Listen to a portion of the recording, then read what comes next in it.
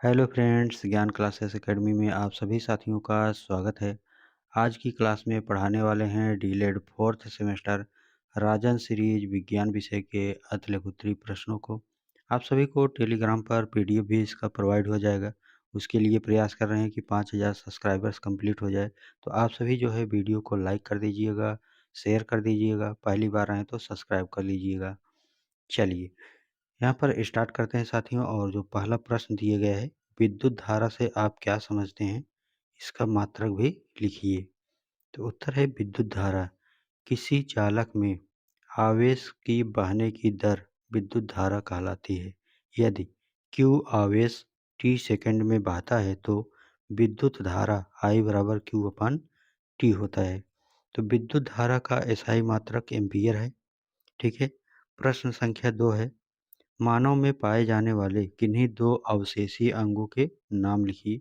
2025 में पूछा गया प्रश्न है। तो मानव में जो दो अवशेषीय अंग पाए जाते हैं, अक्ल, दाढ़ और पुच्छ कोशिकाएं, मतलब जो पूंछ होती थी वो समाप्त हो गया, और अक्ल दाढ़ जो है, जो दांत होती है वो जो है अक्ल वाला दांत, मतलब जो उसको दूध का दांत बोलते हैं, वो दोनों जो है अवशेषीय अंग है, मतलब इसका कोई कार्य नहीं होता है, टेम्परेरी होता है, ये हट जाता है। ठीक है। अगला है प्रश्न संख्या 3। पूछा गया है कि सोडियम धातु की जल से अपक्रिय का रासायनिक समीकरण लिखिए। 2025 में आया है।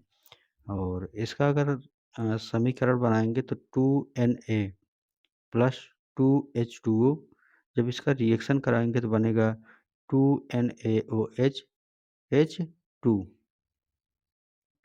ठीक है। और Na को सोडियम बोलते हैं, H2O को जल बोलते हैं, सोडियम हाइड्रोक्साइड NaOH को बोला जाता है, और H2 को हाइड्रोजन गैस बोला जाता है, H को। ठीक है। प्रश्न संख्या 4। प्राथमिक उपचार के किन्हीं दो उद्देश्यों को लिखिए।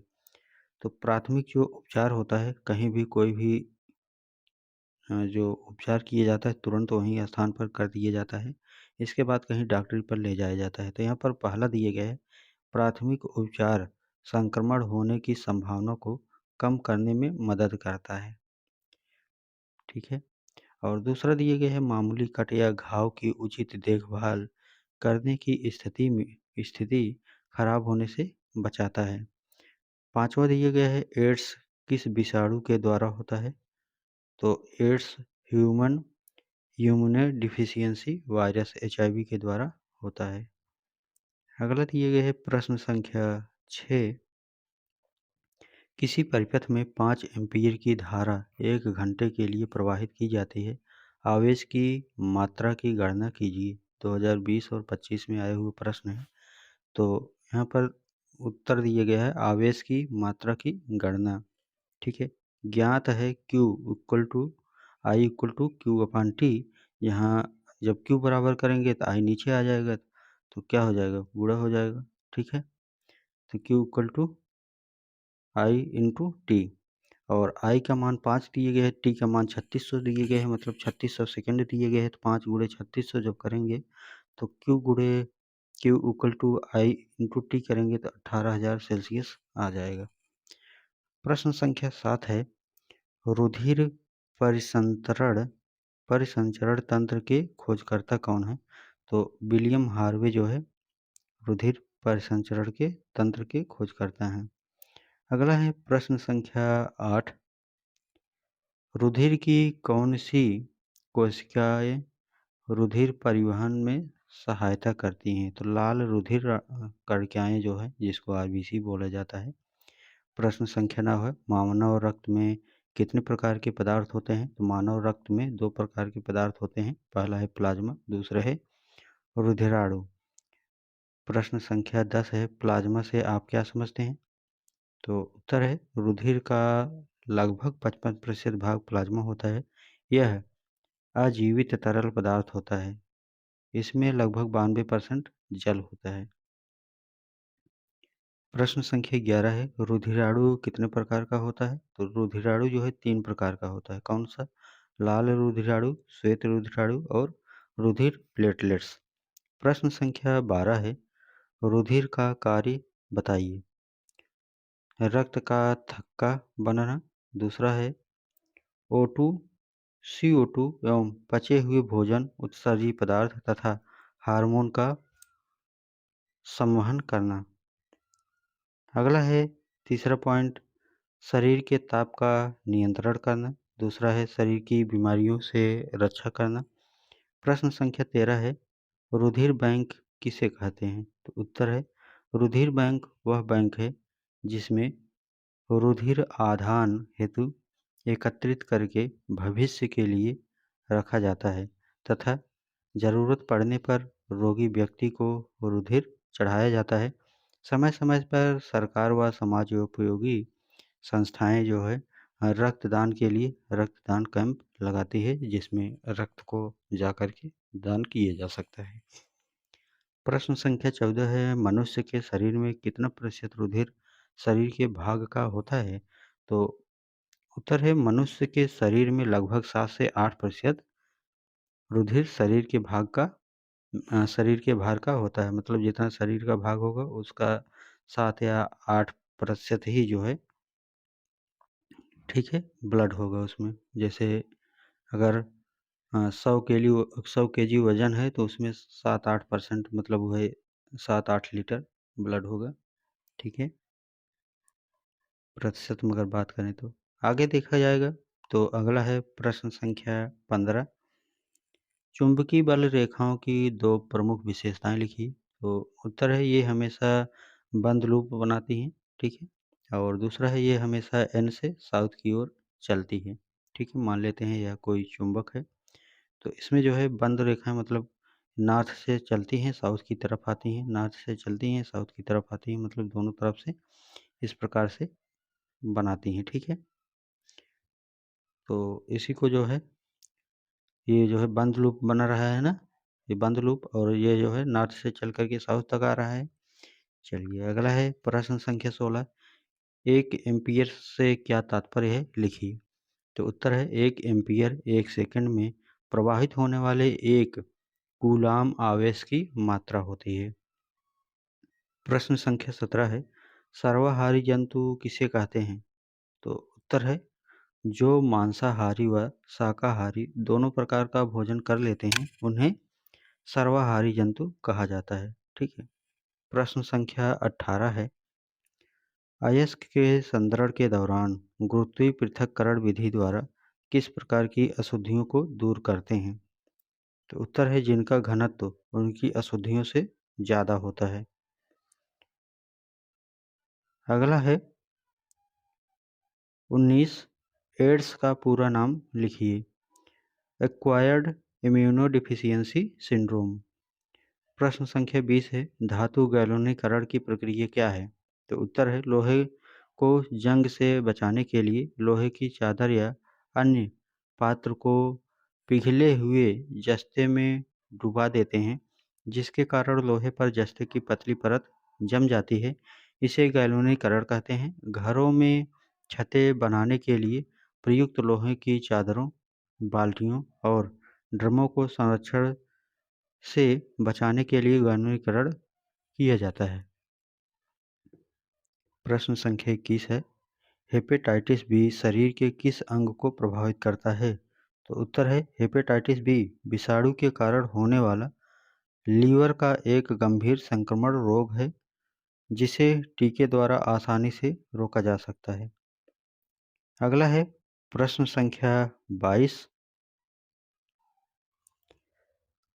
खाद्य जाल से आप क्या समझते हैं? तो उत्तर है, खाद्य श्रृंखला जब सीधी न होकर जटिल हो जाती हैं तब एक प्रकार के जीव कई प्रकार के भोजन या एक प्रकार जीव कई प्रकार के जीवों द्वारा खाया जाता है तो एक जाल बन जाता है जिसे खाद्य जाल कहते हैं। प्रश्न संख्या 23 है, विद्युत के दो सुचालक और दो कुचालक पदार्थों के नाम लिखो। तो उत्तर है, विद्युत के दो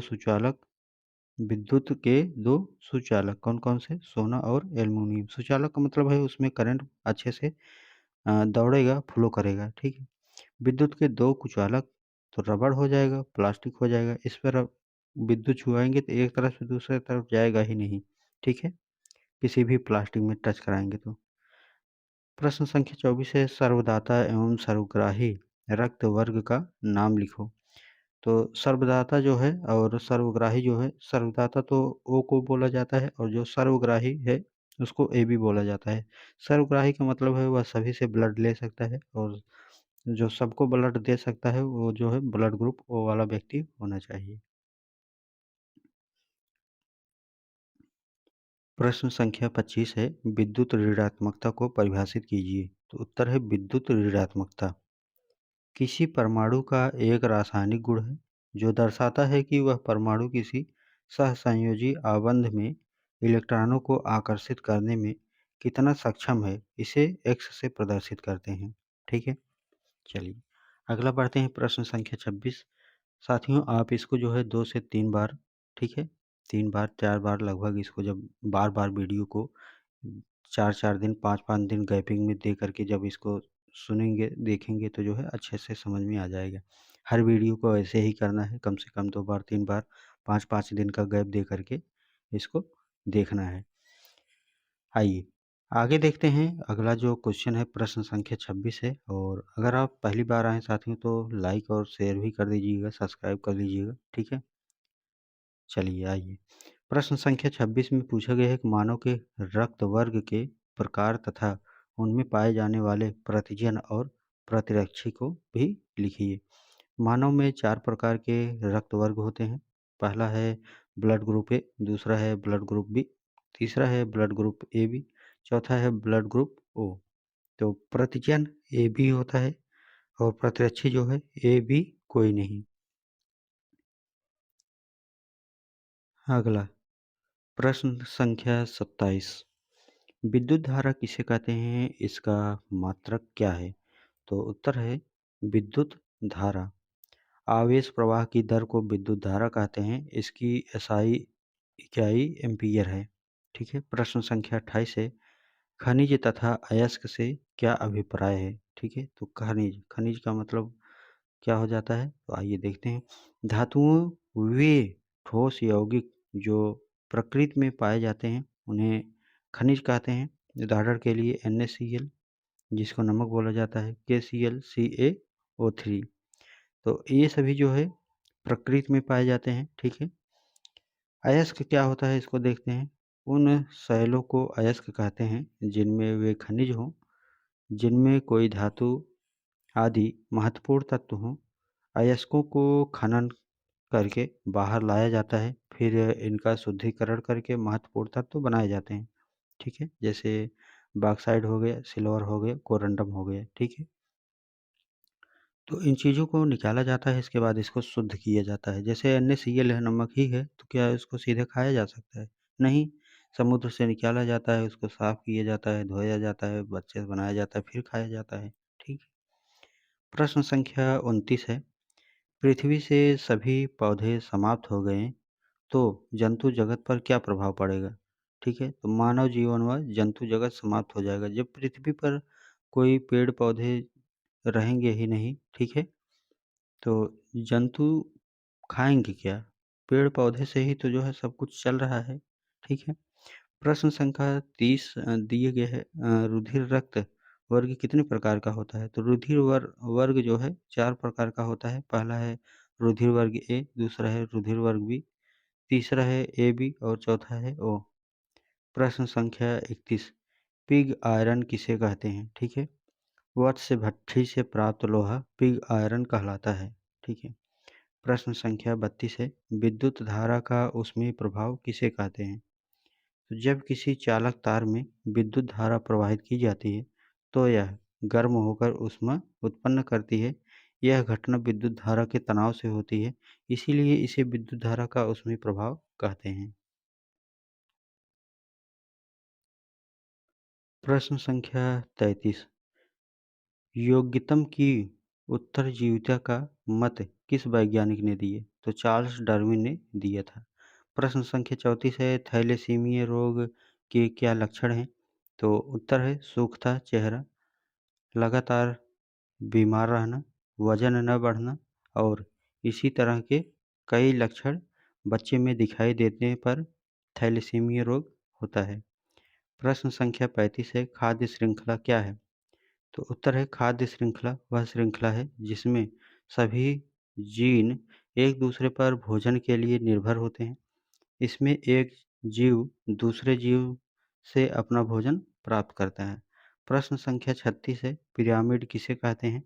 तो परितंत्र के समस्त जीवों को उनकी संख्या, जीव भार तथा ऊर्जा के आधार पर ग्राफिक प्रदर्शन, आलेखी प्रदर्शन करना ही पिरामिड है। अगला है प्रश्न संख्या 37, प्राथमिक उपचार किसे कहते हैं? ठीक है, तो उत्तर है किसी भी व्यक्ति के चोट लगने पर या किसी रोगी की तबीयत बिगड़ने पर अप्रशिक्षित व्यक्ति द्वारा सीमित एवं त्वरित किया गया उपचार प्राथमिक उपचार कहलाता है। मतलब किसी भी व्यक्ति को, जो व्यक्ति बीमार हो गया है या लग गया है और अगला व्यक्ति जो है बहुत ज़्यादा जानकार नहीं है, नॉर्मल थोड़ा-सा कपड़े को ही लेकर के अगर ब्लड जा रहा है तो बाँध देना, तो यही तो प्राथमिक उपचार हो जाएगा। प्रश्न संख्या 38 है, अयस्क से आप क्या समझते हैं? तो उत्तर है वे खनिज पदार्थ जिनसे धातुओं का सरलता से निष्कर्षण किया जा सके, अयस्क कहलाते हैं। प्रश्न संख्या 39 है, समजात अंग किसे कहते हैं? उदाहरण सहित स्पष्ट कीजिए। तो वे अंग जो संरचना में तो समान होते हैं, परंतु कार्य में भिन्न होते हैं, समजात अंग कहलाते हैं। जैसे चमगादड़ के पंख, घोड़े की टांग, बिल्ली का पंजा की मौलिक रचना समाप्त होती है। भ्रौण विकास भी समान होता है, परंतु सभी का कार्य अलग-अलग होता है। अगला है प्रश्न संख्या 40, विद्युत धारा अदिश राशि है, स्पष्ट कीजिए। तो उत्तर है आवेश कणों के प्रवाह की दिशा से परिभाषित होती है, इसीलिए यह अदिश राशि है। प्रश्न संख्या 41 है, एचआईवी पॉजिटिव व्यक्तियों का पता लगाने के लिए किस परीक्षण को कराया जाता है? नाम बताओ। 2021 में आया हुआ प्रश्न है, एचआईवी वायरस लेड टेस्ट है। प्रश्न संख्या 42 है, चुंबकीय क्षेत्र क्या है? तो उत्तर है चुंबक के चारों ओर का वह क्षेत्र जिसमें चुंबक के प्रभाव का अनुभव किया जाता है, चुंबकीय क्षेत्र कहलाता है। अगला है प्रश्न संख्या 43, पूछा गया है कि आवेश का मात्रक क्या है? एकांक आवेश किसे कहते हैं? तो उत्तर है आवेश का मात्रक कूलाम है। एकांक अर्थात एक कूलाम आवेश, आवेश वह आवेश है जो अपने से 1 मीटर की दूरी पर निर्वात में रखने पर बराबर के समान आवेश अर्थात 9 इंटू 10 इंटू पावर 9 न्यूटन के बल से प्रतिकर्षण करता है। प्रश्न संख्या 44 है, ओम के नियम को परिभाषित कीजिए तथा प्रतिरोध व विद्युत में संबंध लिखिए। प्रतिरोध R के साथ V विभवांतर का स्रोत लगाने पर उनमें विद्युत धारा I प्रवाहित होती है। ये तीनों राशियाँ ओम के नियम का पालन करती है। ठीक है, जैसे V equal to I R, ये फार्मूला होता है। ठीक है। प्रश्न संख्या 45 है, आवर्त तथा वर्ग से क्या समझते हैं? तो आवर्त क्या होता है? तत्वों के परमाणु भार के वृद्धि क्रम में क्रमबद्ध करने पर क्षैतिज कतारें प्राप्त होती हैं, जिन्हें आवर्त कहते हैं। ठीक है, यहाँ पर क्षैतिज होती हैं। और अगला दिए गए वर्ग, ठीक है, और वर्ग कौन सी होगी? तो आइए देखते हैं। आवर्त नियम के अनुसार तत्वों के परमाणु भार में वृद्धि क्रम में क्षैतिज कतारों में सजाने पर समान गुण वाले तत्व एक ही ऊर्ध्वाधर कॉलम में उपस्थित रहते हैं, इन्हें वर्ग कहते हैं। ठीक है,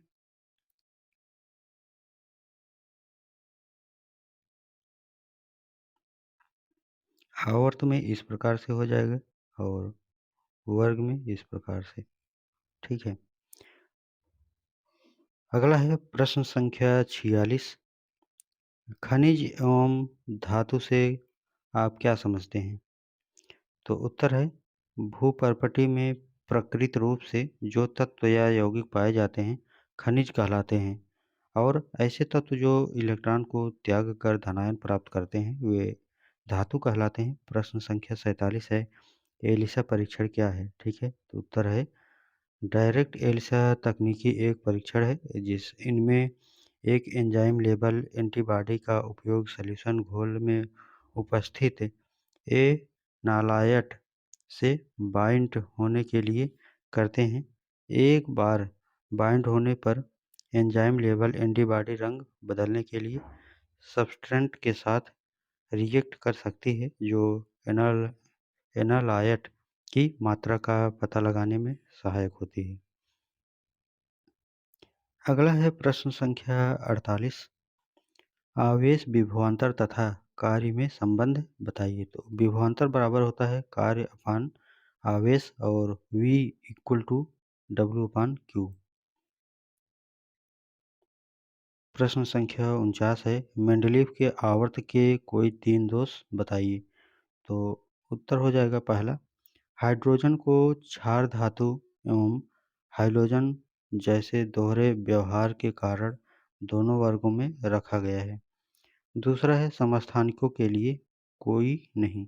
तीसरा है समान गुण वाले तत्वों को अलग-अलग रखा गया है, जैसे Cu हो गया, Ag हो गया, Hg हो गया और Ti हो गया। मतलब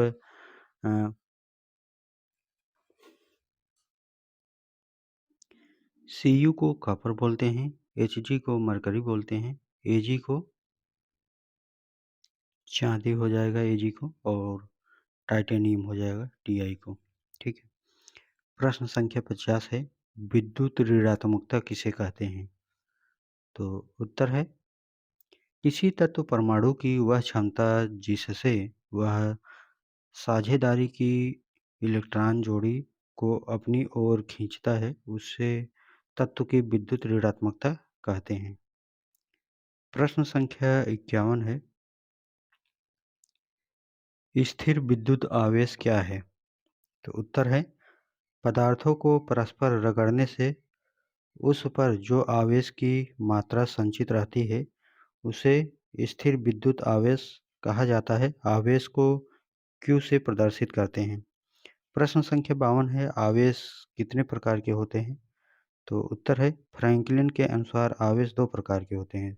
पहला है धनात्मक आवेश Q+, दूसरा है ऋणात्मक आवेश Q-। प्रश्न संख्या 53 है, आवेश के आकर्षण तथा प्रतिकर्षण से आप क्या समझते हैं? ठीक है, तो उत्तर समान प्रकार के आवेश से प्रतिकर्षण होता है। जैसे प्लस प्लस है तो यहाँ पर जो है प्रतिकर्षण हो जाएगा, मतलब चिपकेगा नहीं। अगर चुंबक की बात करेंगे, माइनस माइनस जो है भाई माइनस माइनस करेंगे तब भी नहीं होगा। ठीक है, प्रतिकर्षण हो जाएगा।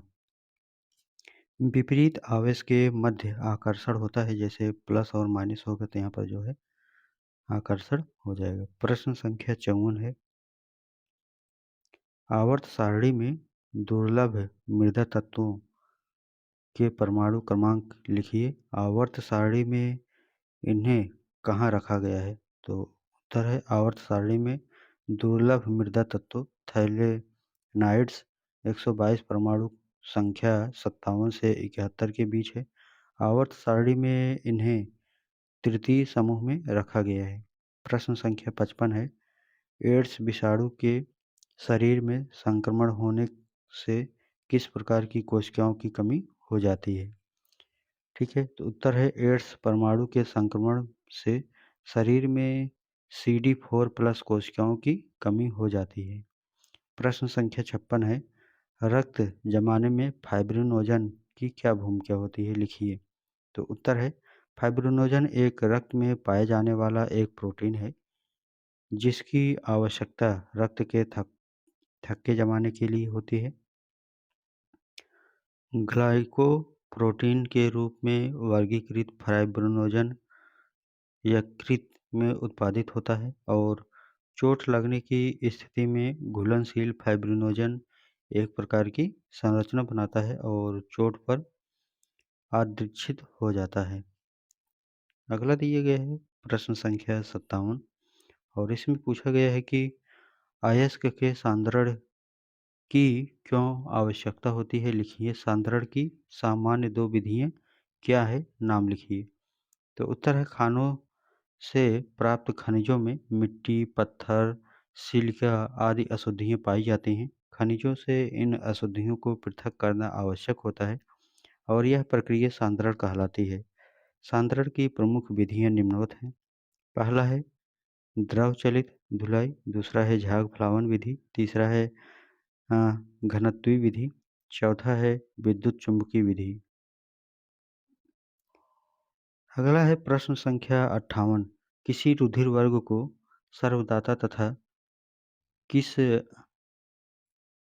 रुधिर वर्ग को सर्वग्राही कहते हैं? ठीक है, सर्वदाता जो है ओ होता है, यह सबको ब्लड दे सकता है, सर्वग्राही ए बी होता है, ठीक है, जो सबसे ले सकता है। प्रश्न संख्या 59 है, ऊर्जा का सबसे बड़ा स्रोत क्या है? तो ऊर्जा का सबसे बड़ा स्रोत जो है सूर्य होता है, ठीक है। प्रश्न संख्या 60 है, परितंत्र का कार्य बताइए। तो परितंत्र में ऊर्जा का प्रवाह, दूसरा है खाद्य श्रृंखला एवं खाद्य जाल, तीसरा है पारिस्थितिकी पिरामिड। प्रश्न संख्या 61 है, पारिस्थितिकी पिरामिड के खोजकर्ता कौन है? तो चार्ल्स एल्डर जो है 1927 ईस्वी। अगला दिए गए प्रश्न संख्या 62। पारिस्थितिकी पिरामिड कितने प्रकार का होता है? तो उत्तर है पारिस्थितिकी पिरामिड 3 प्रकार का होता है। पहला है जीव संख्या का पिरामिड, जीव भार का पिरामिड, ऊर्जा का पिरामिड। प्रश्न संख्या 63 है, किसी तत्व को मिट्टी के तेल में रखते हैं, सोडियम को। प्रश्न संख्या 64 है, किस तत्व की विद्युत ऋणात्मकता सबसे अधिक होती है? तो फ्लोरीन की सबसे अधिक होती है। प्रश्न संख्या 65 है, मेंडलीव का आवर्त नियम बताइए। तो तत्वों का वह भौतिक एवं रासायनिक गुण उनके परमाणु भारों के आवर्त फलन होता है। प्रश्न संख्या 66 है, अयस्क किसे कहते हैं? ठीक है, तो उत्तर हो जाएगा वे खनिज पदार्थ जिनसे धातुओं को सरलता से निष्कर्षित किया जाता है, अयस्क कहलाते हैं। प्रश्न संख्या 67 है, धातु कर्म किसे कहते हैं? तो उत्तर है अयस्कों से धातुओं के निष्कर्षण तथा प्रतिकर्षण में शामिल समस्त प्रक्रमों को धातु कर्म कहते हैं। प्रश्न संख्या 68 है, यूरेनियम धातु का निष्कर्षण मुख्यतः किस अयस्क से किया जाता है? तो पिच ब्लेंड। प्रश्न संख्या 69 है, तांबा के 2 अयस्क के नाम बताइए। तो तांबा के जो 2 अयस्क हैं, पहला है क्यूप्राइट, दूसरा है कॉपर पाइराइट। प्रश्न संख्या 70 दिए गए हैं, पूछा गया है कि एलुपराइट अर्थात एल्युमिनियम के 2 अयस्कों के नाम बताइए। तो एलुपराइट एल्युमिनियम के 2 अयस्क हैं, पहला है क्रायोलाइट, दूसरा है बॉक्साइट। प्रश्न संख्या 71 है, पौधे और जंतुओं के बीच की कड़ी का नाम लिखिए। तो यूग्लिना जो है उत्तर हो जाएगा। प्रश्न संख्या 72 है, कौन सा पिरामिड सदैव सीधा होता है अथवा ऊर्जा का पिरामिड कैसा होता है? तो ऊर्जा का पिरामिड सदैव सीधा होता है। प्रश्न संख्या 73 है, मेंडलीव की आवर्त सारणी तथा आधुनिक आवर्त सारणी में कितने वर्ग तथा आवर्त होते हैं? ठीक है, अथवा पूछा जा सकता है कि मेंडलीव की संशोधित आधुनिक आवर्त सारणी में कुल कितने आवर्त तथा समूह हैं? ठीक है, तो उत्तर हो जाएगा मेंडलीव आवर्त सारणी 9 वर्ग तथा 7 आवर्त होते हैं। ठीक है, 9 वर्ग मतलब इस प्रकार से वर्ग में आ जाएगा, आवर्त का मतलब इस प्रकार से आवर्त बन जाता है। ठीक है, चलिए अगला है सर्वग्राही जंतु किसे कहते हैं?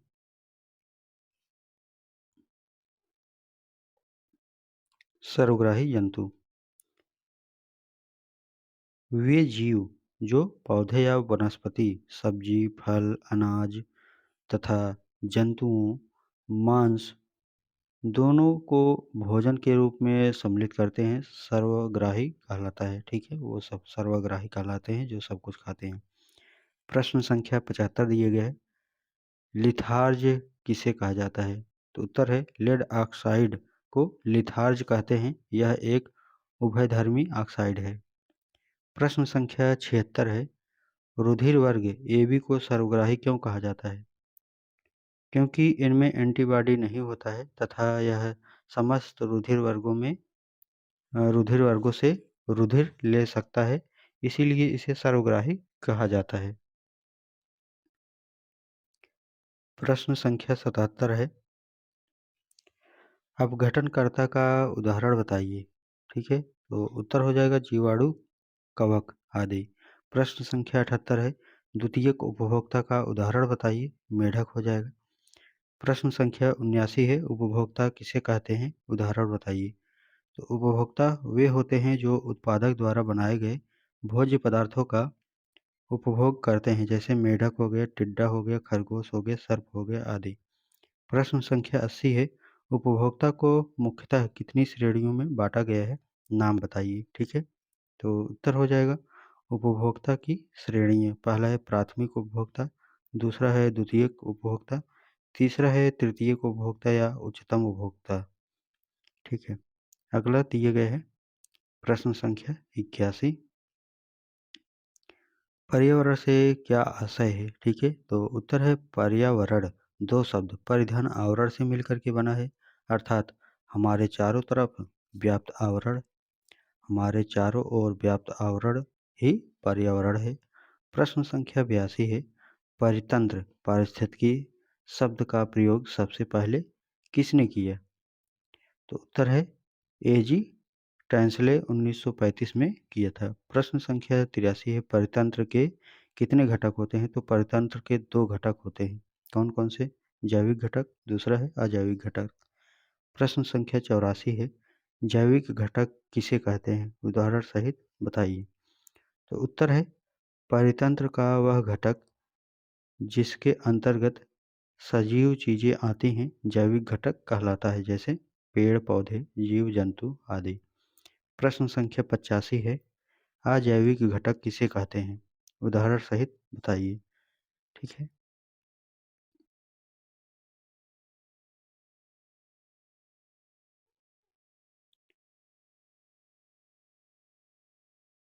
उत्तर है परितंत्र का वह घटक जिसके अंतर्गत निर्जीव आते हैं अजैविक घटक कहलाता है, जैसे ताप हो गया, दाब हो गया, सूर्य का प्रकाश हो गया, ये सभी जो है निर्जीव हैं। ठीक है, इसमें जीवन या जीव नहीं है।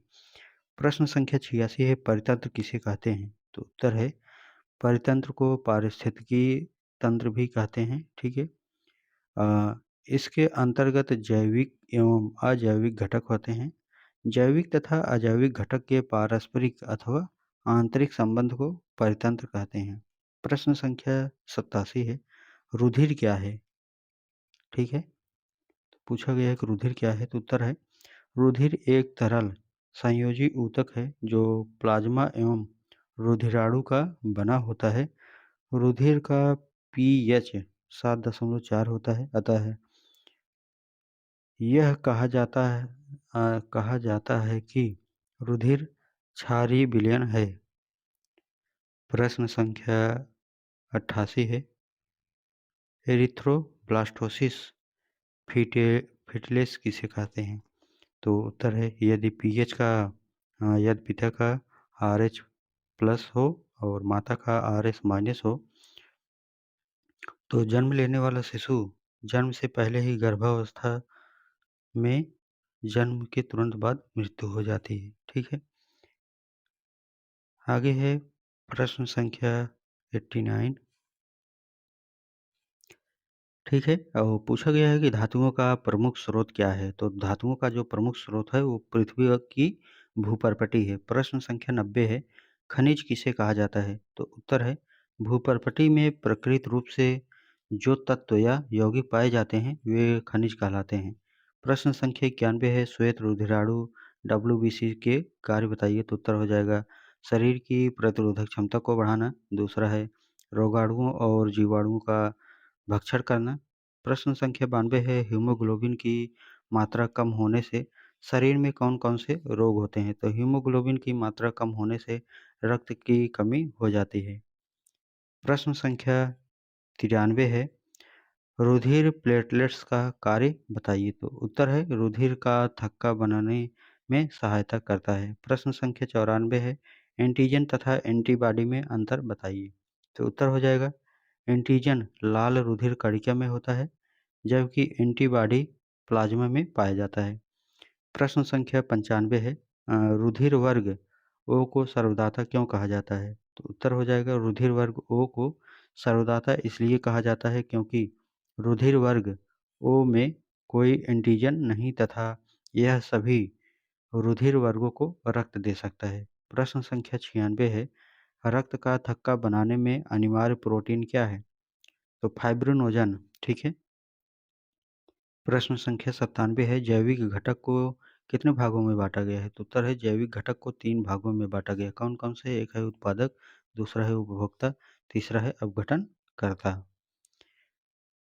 प्रश्न संख्या 98 है। उत्पादक किसे कहते हैं? ठीक है, तो उत्तर है उत्पादक के अंतर्गत समस्त प्रकार के हरे पेड़ पौधे आते हैं। उत्पादक वह होता है जो प्रकाश संश्लेषण क्रिया में फलस्वरूप भोजन का निर्माण स्वयं करता है, जैसे हरे पेड़ पौधे, नीला हरा शैवाल। प्रश्न संख्या 99 है। द्वितीयक उपभोक्ता से क्या आशय है? तो उत्तर है द्वितीयक उपभोक्ता वे हैं जो अपनी भोजन प्राथमिक उपभोक्ता से प्राप्त करते हैं। इसके अंतर्गत मांसाहारी जीव आते हैं, जैसे भेड़िया, बिल्ली, मेढक आदि। प्रश्न संख्या 100 है। तृतीयक उपभोक्ता किसे कहते हैं? उदाहरण बताइए। उत्तर है वे उपभोक्ता जो अपना भोजन द्वितीयक उपभोक्ता से प्राप्त करते हैं, तृतीयक उपभोक्ता कहलाते हैं, जैसे शेर, सर्प। आमतौर पर इन्हें उच्चतम उपभोक्ता भी कहा जाता है। प्रश्न संख्या 101 है। रुधिर स्कंदन में कौन सा सहायता करता है? तो रुधिर प्लेटलेट्स। अगला है प्रश्न संख्या 102। हीमोग्लोबिन क्या है? कार्य बताइए। तो उत्तर है हीमोग्लोबिन वह रंजक पदार्थ है जिसके कारण रुधिर का रंग लाल होता है। हीमोग्लोबिन लाल रुधिराओं में पाया जाता है। मानव शरीर में ऑक्सीजन का संवहन हीमोग्लोबिन ही करता है। प्रश्न संख्या 103 है। धमनी तथा सिरा में अंतर बताइए। तो धमनी तथा सिरा में अंतर, पहला है धमनी रक्त को हृदय से अंगों तक पहुंचती है, जबकि सिरा रक्त को अंगों से हृदय में लाती है। दूसरा है धमनी में शुद्ध रुधिर बहता है फुफ्फुस धमनी को छोड़कर, जबकि सिरा में अशुद्ध रुधिर बहता है फुफ्फुस सिरा को छोड़कर। अगला है तीसरा पॉइंट और इसमें है धमनी में रक्त दबाव के साथ बहता है, जबकि सिरा में रक्त धीमी गति से बहती है। ठीक है, क्योंकि जो अ, धमनी होती है साथियों, ये दबाव के साथ जब ब्लड को फेंक पंप करता है, तो सभी सिराओं में जो है ब्लड फैलता है और धीमी गति से जाता है, लेकिन जो धमनी होता है, बड़ा नसें होती हैं, उसमें तेज़ी से फ्लो करता है, उन्हीं नसों से तो जुड़ी होती हैं। प्रश्न संख्या 104 है। रुधिर वर्ग के खोजकर्ता कौन है? ठीक है, तो कार्ल लैंडस्टीनर जो है रुधिर वर्ग के खोजकर्ता हैं। प्रश्न संख्या 105 है। कौन सा विटामिन है जो रक्त का थक्का बनाने में सहायता करता है? तो विटामिन के जो है, ये जो है ब्लड को जमा देता है। प्रश्न संख्या 106 है। सबसे भारी धातु का नाम बताइए। तो ऑस्मियम जो है सबसे भारी धातु है। प्रश्न संख्या 107 है। सबसे कठोर धातु का नाम बताइए। तो टंगस्टन जो है राइट आंसर हो जाएगा इसका। अगला है प्रश्न संख्या 108। सुचालक किसे कहते हैं? तो उत्तर है जिन पदार्थों से होकर विद्युत आवेश आसानी से प्रवाहित होता है उन्हें सुचालक कहते हैं, जैसे चांदी हो गया, तांबा हो गया, एल्युमिनियम हो गए, ये सभी जो हैं सुचालक हैं। सुचालक का मतलब इसमें करंट जो है अच्छे से फ्लो करेगा। अगला दिए गए है प्रश्न संख्या 109। ठीक है, सबसे अच्छा चालक कौन सा होता है? तो चांदी जो है दूसरे स्थान पर तांबा आता है, पहले स्थान पर चांदी आता है। तो चांदी में जो है सबसे ज़्यादा विद्युत धारा प्रवाहित होता है। प्रश्न संख्या 111 है। एक आदर्श मीटर का प्रतिरोध कितना होना चाहिए? एक आदर्श मीटर का प्रतिरोध न्यून होना चाहिए। प्रश्न संख्या 111 है। प्राकृतिक चुंबक रासायनिक रूप से क्या है?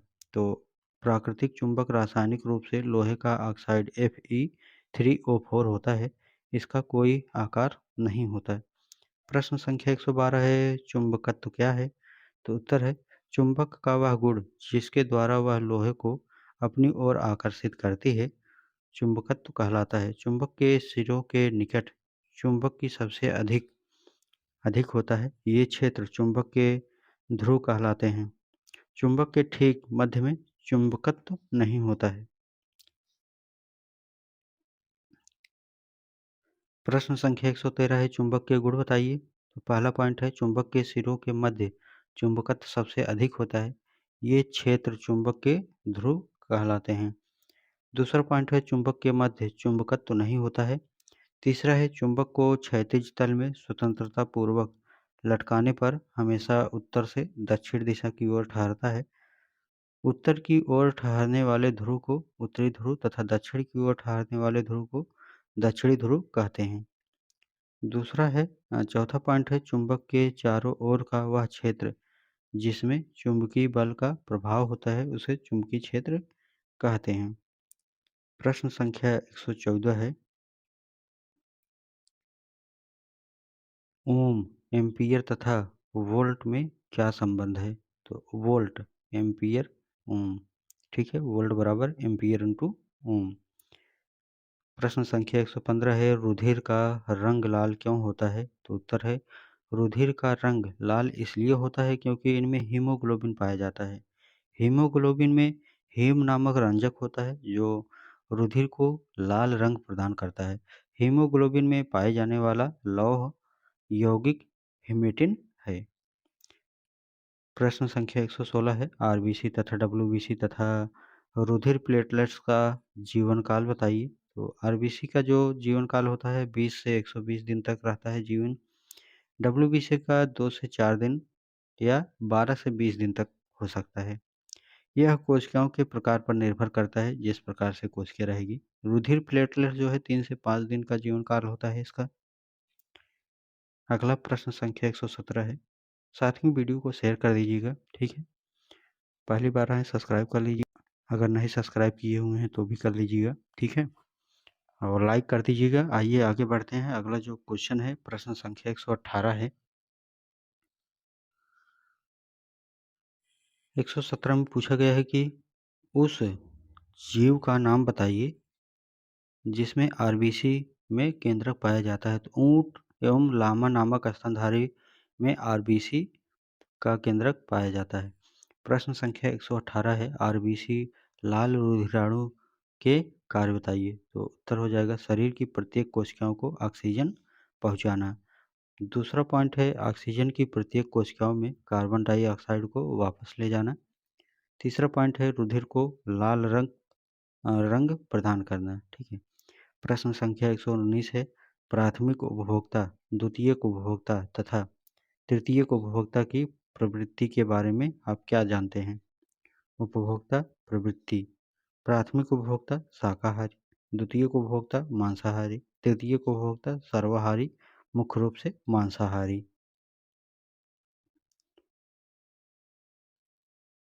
प्रश्न संख्या 120 अपघटनकर्ता, अपघटक से आप क्या समझते हैं? तो अपघटनकर्ता वे जीव हैं जो जटिल पदार्थों को सरल पदार्थों में तोड़ने अपघटन करते हैं। तो जटिल पदार्थ, ठीक है, अपघटनकर्ता करेंगे तोड़ेंगे तो ये जो है सरल पदार्थ बन जाएगा जैसे जीवाणु है और कवक हैं, ठीक है। प्रश्न संख्या 121 है अपघटनकर्ताओं के संबंध में महत्वपूर्ण बातें बताइए। तो यहाँ पर पहला पॉइंट दिया गया है अपघटनकर्ता सूक्ष्म जीवी हैं और दूसरा है ये जटिल पदार्थों को सरल पदार्थों में तोड़ते हैं। तीसरा पॉइंट है इन्हें प्राकृतिक सफाई कर्मी भी कहा जाता है। प्रश्न संख्या 122 है प्राथमिक उपभोक्ता से आप क्या समझते हैं? तो उत्तर है प्राथमिक उपभोक्ता वे उपभोक्ता हैं जो अपना भोजन उत्पादक से प्राप्त करते हैं। प्राथमिक उपभोक्ता अपना भोजन उत्पादक अर्थात हरे पेड़ पौधे से बनाते हैं या हम कह सकते हैं कि प्राथमिक उपभोक्ता हरे पेड़ पौधे को खाते हैं। प्राथमिक उपभोक्ता के अंतर्गत शाकाहारी जीव आते हैं जैसे खरगोश, टिड्डी, हिरण, हाथी, घोड़ा आदि। प्रश्न संख्या 123 है तृतीयक उपभोक्ता का उदाहरण बताइए। तो सर्प जो है उत्तर हो जाएगा। प्रश्न संख्या 124 है, सर्वोच्च उपभोक्ता का उदाहरण बताइए। तो मनुष्य, बाज आदि। प्रश्न संख्या 125 है, रुधिर का पीएच कितना होता है? तो रुधिर का जो पीएच होता है 7.4 होता है, क्षारीय होता है। प्रश्न संख्या 126 है, एक वयस्क व्यक्ति में औसतन कितना रक्त होता है? तो 5 से 6 लीटर जो है औसतन रक्त पाया जाता है। प्रश्न संख्या 127 है, उत्कृष्ट धातुओं के नाम बताइए। तो गोल्ड, प्लेटिनम, सिल्वर, मरकरी। प्रश्न संख्या 128 है, धातुओं में सबसे आघातवर्ध होता है? सोना, दूसरे नंबर पर चांदी, तीसरे नंबर पर एल्युमिनियम। प्रश्न संख्या 129 है, कौन कौन से धातु विद्युत धारा के सर्वाधिक चालक है? तो चांदी एवं तांबा। प्रश्न संख्या 130 है, मतदान के समय अमिट स्याही जो हाथ की अंगुलियों पर लगी होती है, उनका नाम लिखिए। तो सिल्वर नाइट्रेट जो है राइट आंसर हो जाएगा। जो मतदान देते समय जो है लगा दिया जाता है, तो उसको जो है मिटाना मुश्किल हो जाता है। प्रश्न संख्या 131 है, धातु किसे कहते हैं? तो ऐसे तत्व जो इलेक्ट्रॉन को त्याग कर धनायन प्रदान करते हैं, वे धातु कहलाते हैं।